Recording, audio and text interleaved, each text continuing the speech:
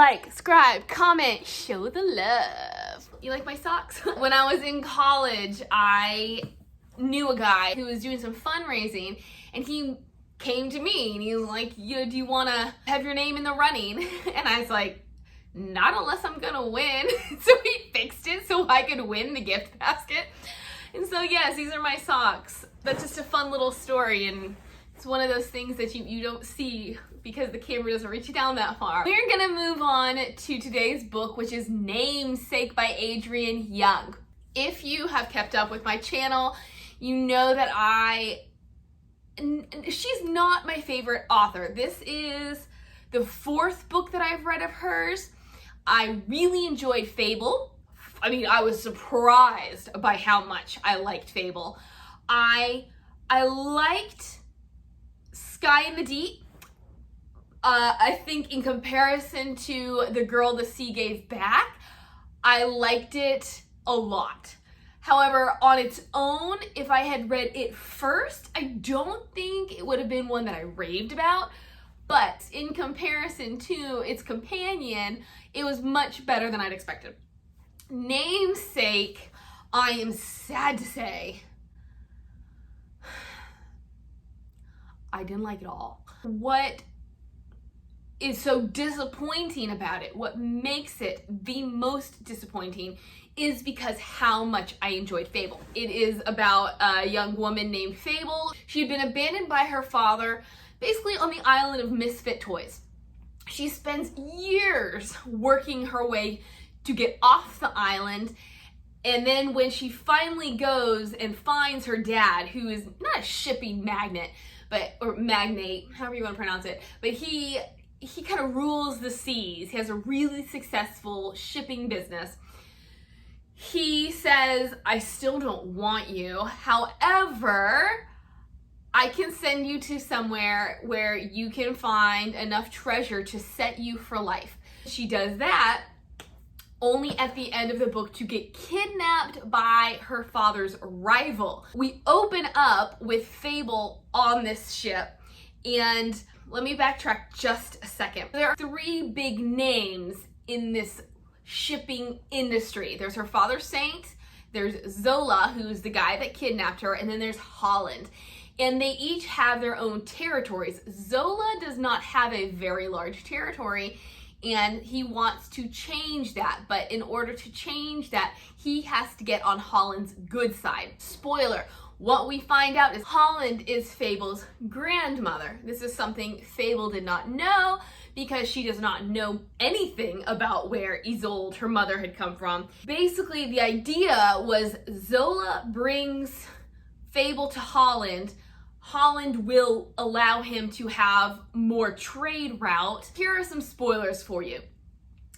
Fable was kidnapped by Zola to bring to Holland, essentially because it was orchestrated by Saint. So when Fable's mother died, there were three people who survived that shipwreck. Fable, Saint, and then, why can I never remember his name? Clove. I think that's his name. We're gonna call him Clove, whether that's his name or not. When Fable gets dropped off on the island, Saint and Clove hightail it out of there, and she's under the assumption that they're still working together, only to learn that no, Clove is no longer with us, and she's just assuming he's died. Then she learns, oh no, Clove is working for Zola, and so lots of questions, lots of really good questions to make you ask, what's going on here? Why is there a falling out? What happened? But what we learn is that Saint essentially enlisted Clove to work for Zola so they could play long game, in which all along the plan was for Zola to bring Fable to Holland so that Holland would kill Zola.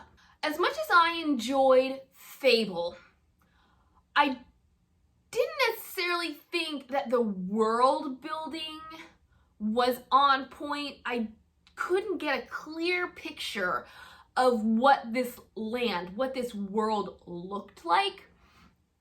And so we get a lot of mentions of the areas in which Fable and these characters live. And so The narrows, I honestly, I can't really tell you what the narrows are. My imagining is we have kind of one establishment here, one establishment here, and then everywhere, or civilizations, and then everywhere in between is the narrows. This is narrow. So I don't really know what it all looks like. It was never quite clear to me. Holland is not allowed to trade in the narrows. So her game plan is to use Fable to enable her access to the narrows. She has to go to the trade council, get permission, and this and that and the other.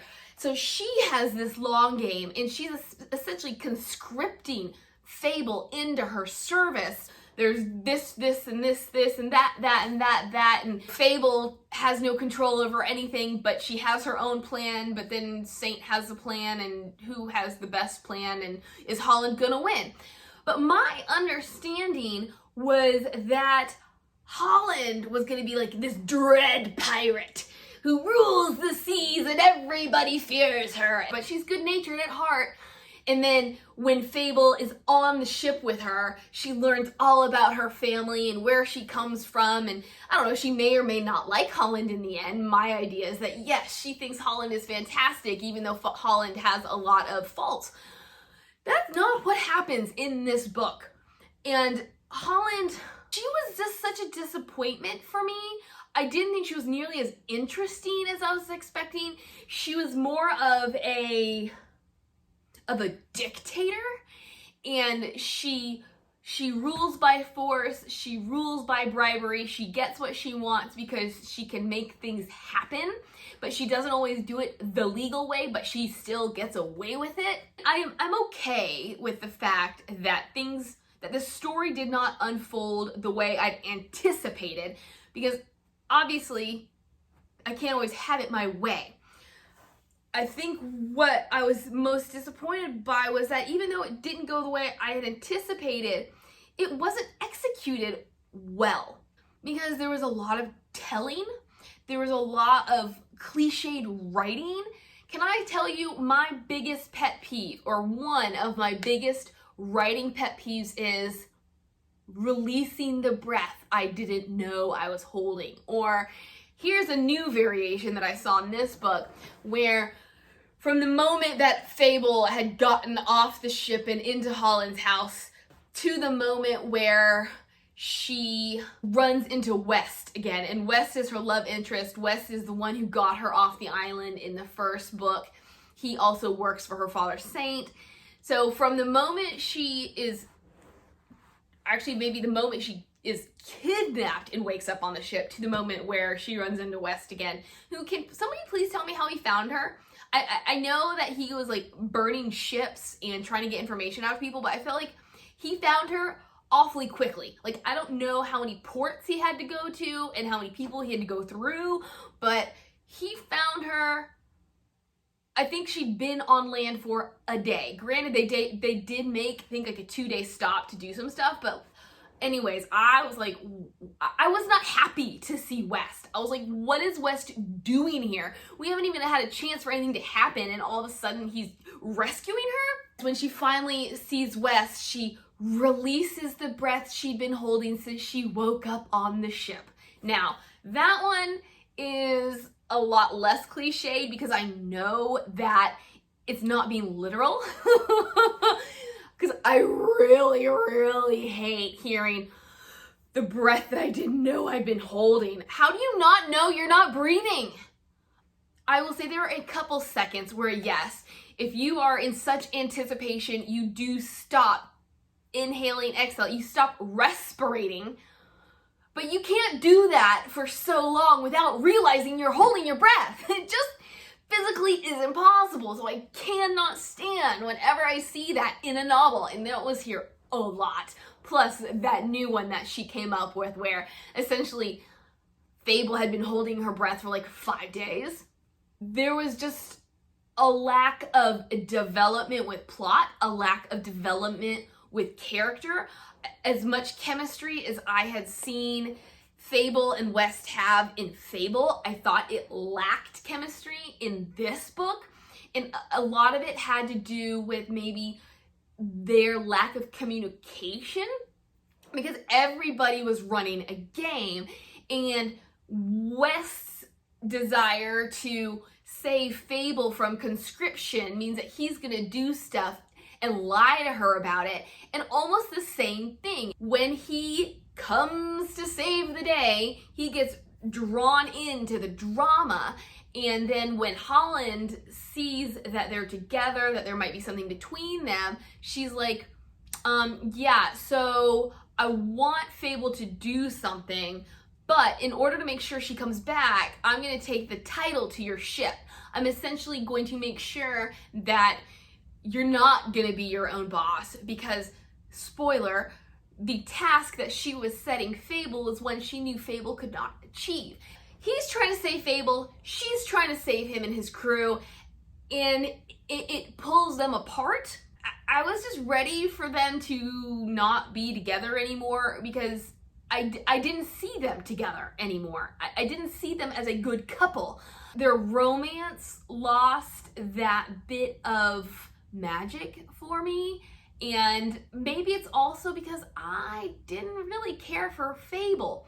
One of my complaints in Fable was that she is a very intelligent person. As she was dropped off to fend for herself at the age of 13, she had to figure out how to fend for herself and how to get what she wants.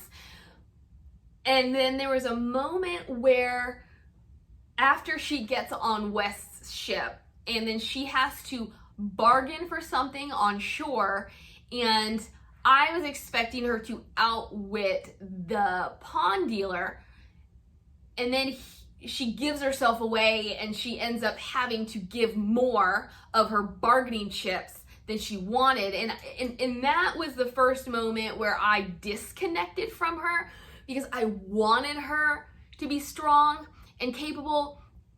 And so, circling back to Namesake, that's the same personality that I saw, where she should have been capable of more, yet everybody kept outsmarting her. And what made this worse, and what may have been my biggest pet peeve of this novel, was that we knew she had a plan from the moment she met Holland. But we never saw anything of that plan. All we saw were other people's plans being put into motion, and her being fooled at a number of turns. I just wanted a little bit of something, a little bit of reassurance that her plan really could work, even though we don't know what it is. And so the mere fact that she has a plan did not instill any confidence in me, because you come up with a plan here. If somebody intercepts you here, it could thwart your plan, you know? And so we didn't see her doing any kind of adjustments to get around her roadblocks. All we knew is she still had a plan, but we didn't see her doing anything to tweak what other people had messed up or got in the way of. And then at the very end, it was really anticlimactic. What happens is she realizes that Holland's end game is to get rid of Saint so she can have full control of all trade. Fable's game plan was to discredit Holland, because when she had been in Holland's office, she had seen a tea set that Holland was having made for the Trade Council, sort of as a bribe to get her way.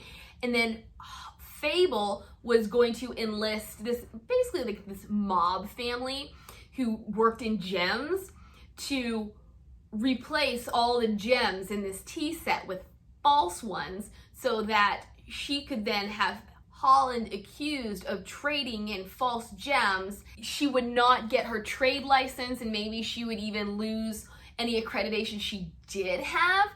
And then also what happened at the end, and I'm not sure if this was part of her plan or if this was just something Saint came up with, but Saint walks in at the last minute at this trade council when both West and Fable are facing basically life imprisonment to Holland. And he says, I don't think she should be granted her trade license because of these two reasons. One, trading in false gems. Two, she had this guy murdered, who was Zola. And then he is able to have Clove come forward because Clove was his first mate, or whatever that term is, and Clove can give testimony and blah blah blah, and then that was it. I mean, there was this really unnecessary epilogue where I did need a little bit more, because there's this moment after Holland has lost everything and Fable sees her and she has this look on her face, almost like it's not over, you know, I'm gonna get what I want eventually, and then she disappears. And so I was ready for the book to end there, although I did need a little bit more closure, because even though that could have sufficed, I did feel like it was a bit too open-ended. But then, yes, we get this whole epilogue in which, because part of what happened in Namesake and that task that Holland had set Fable, and this is something that was never, to my satisfaction, resolved. Isolde and Fable are gem sages, which is one more thing that was never completely explained, except for the fact that it means that they can feel gems, like gems can have different sounds to them and things, so they are better able to locate them, and which makes them invaluable to people who sell gems. Like, you can have this person be a dredger and find a gem that nobody else can find. And so when Isolde was younger, she had worked for Holland. She had discovered some kind of gem called Midnight. I don't understand, maybe I missed it because maybe I wasn't paying full enough attention, but this Midnight has significance. It's rare, it's valuable, it's something. And then she stole Midnight and did something with Midnight, and she runs away. That's when she joins Zola, which is why Holland was always going to kill Zola, because she blames Zola for taking Isolde away from her. Holland is vindictive. She wants to get rid of anybody who she thinks got in the way of her and Isolde, and obviously that's why Saint is also someone she wants to get rid of. But she wants Fable to find more of this Midnight. She directs her to where Isolde said she found Midnight, and Fable can't find it. At the end of the novel, what happens is Saint had given Isolde a necklace. Fable is on the ship, they're doing some stuff, and she's thinking about this necklace and how it reminds her of her mother, how it makes her feel like her mother is with her. And then she's thinking back to when she had been dredging for the Midnight earlier in the book, and she's like, maybe that moment when I thought I felt my mother with me was not really my imagining of remembering how it was like with my mother, but it was the Midnight calling to me, and maybe it's because that Midnight is what's in my necklace. So then they go and they dredge up the Midnight and blah blah blah, and then the book is officially over. We get a little bit more wrap up, which I thought was completely unnecessary. So I was glad that they finally tied up the whole Midnight thing, because I kept thinking there were two locations. There was the first location where Isolde said she found the Midnight, and then there was another location called Fable'S Scary, which I knew all along. As soon as Fable realized that her mother could have found it at this other location and then named Fable after that location, I was like, that's exactly where Midnight is. But then when she couldn't find the Midnight there, I was like, I don't understand where any of this is going. And on one hand, it would have been fine if we had left it there with she doesn't find it. But on the other hand, because it was built up into such this big thing, if we hadn't resolved it, it would have been a huge disaster because you can't just open up a can and not close it. And so I was glad that we closed the can, but I thought that we should have put more significance on the midnight. We should have dropped some more hints or just storyline bits into the entire story rather than essentially all being in the first half and then all of a sudden we pick it right back up in the epilogue. I mean, yes, the epilogue is part of the story, but it's essentially a postscript. It's kind of like, oh, hey, I forgot to tell you. So in my mind, it's not part of the story. Like the story ended and then it was like, well, actually I had some information. I just didn't really know how to get it into the actual book, so I'm PSing it to you. I thought that midnight, I liked how the necklace was woven in because it was an object that had significance in the first book. So I'm glad that we brought it back to the second book and gave it more significance than we had initially understood. But on the whole, why the midnight was important, I don't understand. I really don't. We never learned why Isolde stole it back from her mother. We never really learned why she didn't trust her mother.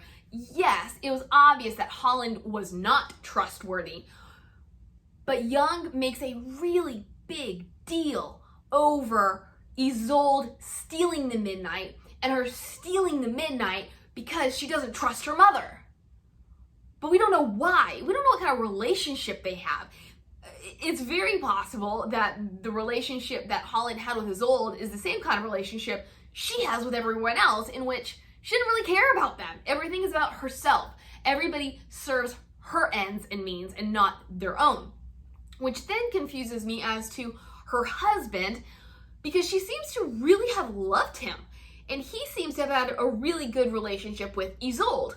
Although, okay, now we're gonna get onto another little tangent where the whole gem sage thing, you can do an apprenticeship. Isolde had apprenticed with her father, who for some reason didn't want to be a gem sage himself, which I think I understand, because obviously that's a very valuable trade. That's something a lot of people are gonna want, and it can get out of hand in trying to get a gem sage. So yeah, I would probably hide that part of myself as well. So she apprenticed under him, which means she could be a legitimate gem sage because she finished her apprenticeship. Fable never finished her apprenticeship because obviously Isolde died. But we never get much explanation as to what a gem sage is, except that they have a connection with gems. So it is sort of self-explanatory, but the amount of emphasis put on being a gem sage kept making me think there's more to it. There's more significance to being a gem sage, and we never got any of that. It was just like, oh yeah, I don't know what kind of gem this is because I didn't get that far in my training. Or I can't do this, I can't do that, I don't know this, I don't know that because I didn't finish my training. I just, like, what more purpose did a gem sage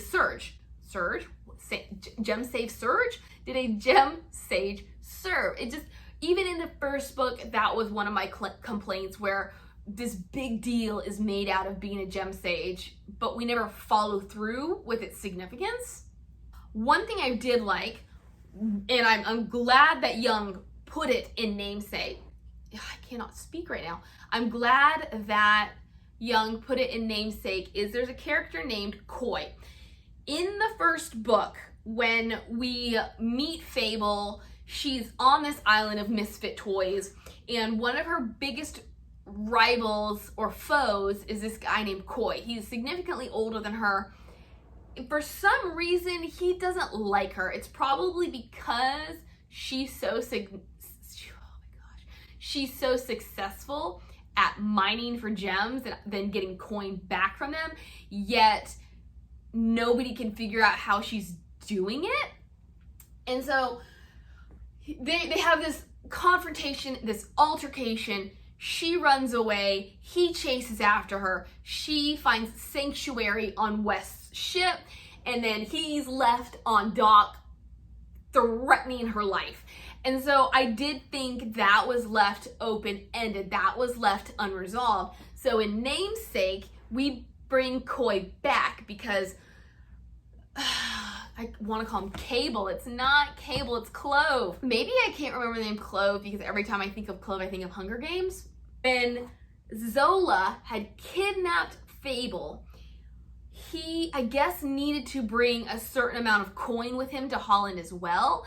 And so he enlists Fable to dredge, as well as goes to that island of misfit toys and hires on more dredgers so that he can get enough gems to trade for coin.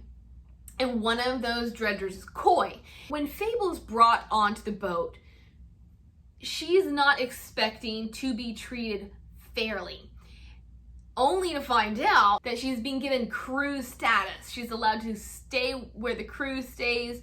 She is allowed to kind of do things that the crew does. The whole purpose of treating her like crew, even though he's told them not to lay a hand on her, so that yes, somebody will come and lay a hand on her.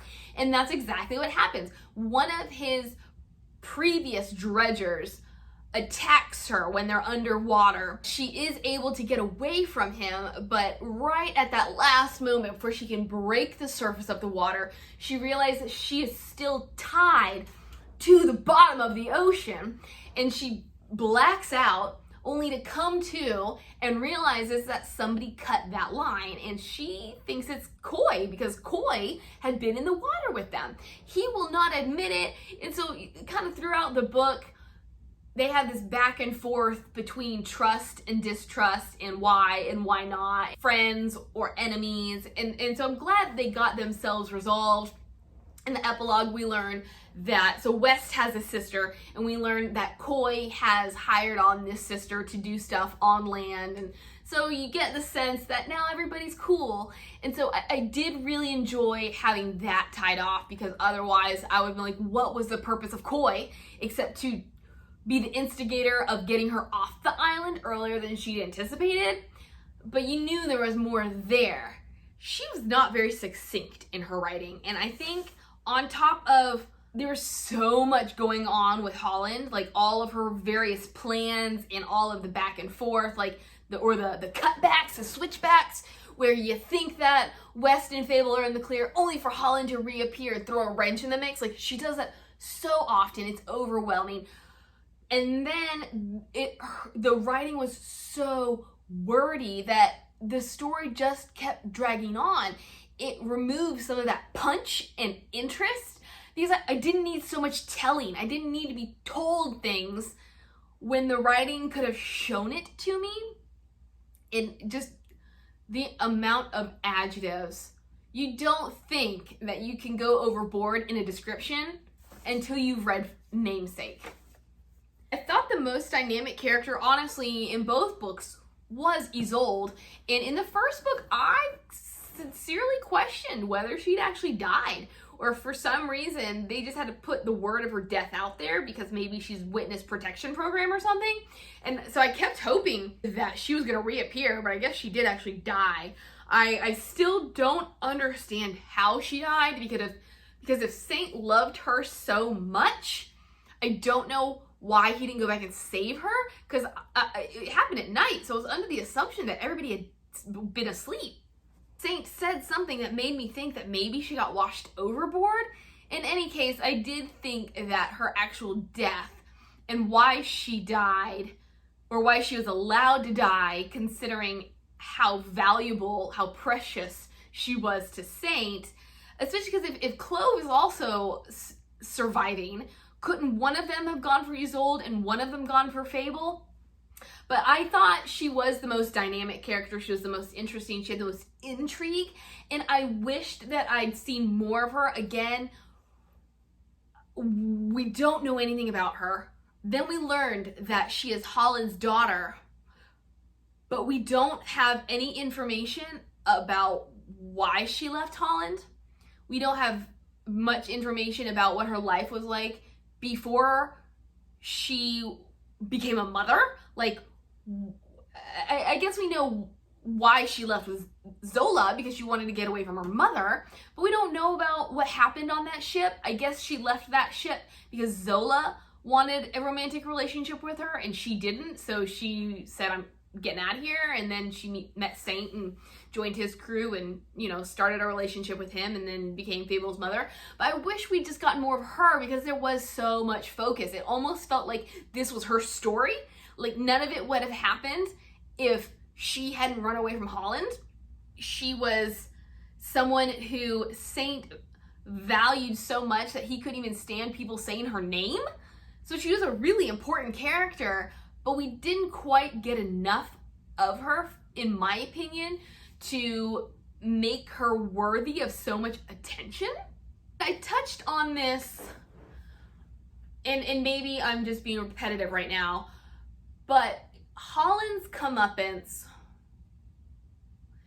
it was almost came out of left field, because so much other stuff was happening that you didn't think that she would fall, and then it just happened and that was the end. And that bothers me because it was too easy, and I don't like when things are too easy, because it's too easy. Like, where's the interest in something that requires no work? Even though, yes, Fable has had this plan in motion the entire time, we don't know what that plan is. We never see Holland get thwarted until that one moment where Saint shows up and he's like, you know, halt, stop the presses, stop doing whatever you're gonna do. I know I'm losing it right now. Yeah, we're gonna leave it there because I feel like I'm blabbering. I feel like I'm forgetting something, but I guess it wasn't that important if I don't remember it. I will say this is gonna be my last Adrienne Young attempt. 2.5 out of 4 are not good enough odds for me to want to continue to read more of her stuff. So for the most part, her books have been well received. So I will tell you, if these are interesting plots to you, try and read her. She does have great ideas, but on the whole, I'm not impressed enough with her execution to keep putting myself through this. There we go. That is the end of the Fable duology. I wish I had better things to say. I wish this review had gone differently because I was really looking forward to it. I'm glad that I did not buy the audiobook because I was this close to doing it. Catch you on the flip side. Bye.